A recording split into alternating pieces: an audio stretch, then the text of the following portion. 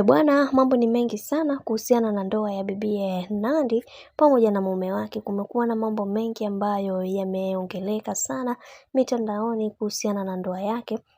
Lakini leo hii ufumbuzi huna majibu ya maswali yetu tumeweza kuyapata, na wengi wao wakasema kwamba kwa hiki ambacho kinachoendelea kwa sasa, watu wengi wanatamani kuweza kuelewa na kujua ni kwa nini haya yote yamekuwa yakitokea katika maisha ya bibiye Nandy. Na Nandy ameweza kuongea kwa uchungu sana na kusema kwamba anatamani kuweza kurudisha siku nyuma, afute yale yote ambayo aliyoweza kuyafanya, ambayo anajutia katika maisha yake, lakini anashindwa.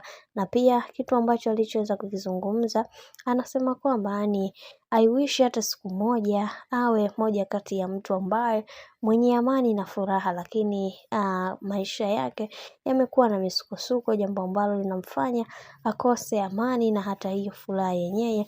Mara zote anaamini kwamba ipo siku atakuja kupata mwenza wa kufanana naye, na akisema kwamba kwa kipindi hiki sitamani hata kidogo kuweza kumuona bwana mkubwa Belnasi, na hii naona kabisa anataka kuweza kunipanda kichwani. Naomba kabisa, sitaki kabisa kuweza kumuona katika kila hatua ya maisha yangu, na pia natamani kuweza kuhakikisha kila kitu kinakuwa katika misingi iliyo imara.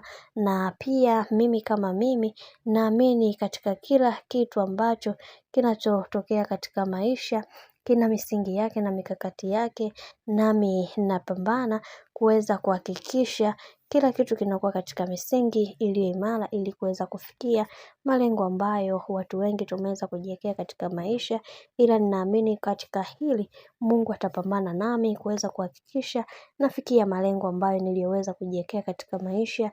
Watu wengi wamekuwa wakiniataki kwa namna moja ama nyingine, ila nitapambana kuweza kuhakikisha kila kitu kinakwenda kuwa sawa, ila kwa uwezo wa Mwenyezi Mungu ninaamini Mungu atasimama nami, ataniongoza na kunifanya nikawa bora kwa kila mtu. Mungu Baba, naomba nisaidie Bwana. Mambo ndo kama hivyo, na sasa hivi bibiye Nandy anatafuta mwenza wake mwingine, jambo ambalo limefanya watu wengi waweze kushangazwa na hiki ambacho kinachoendelea, na wakazungumza mengi kuhusiana na hiki, na wakasema kwamba huenda kuna vitu vingi ambavyo Nandy anavificha, na wengi wao waliweza kuzungumza na kusema kwamba kwa hiki ambacho kinachoendelea sasa, wacha tuone mwisho wake itakuwaje, kwa sababu hizi drama zimeshafika mwisho. Tena tumeshachoshwa na mambo ambayo yanayoendelea kwa kipindi hiki.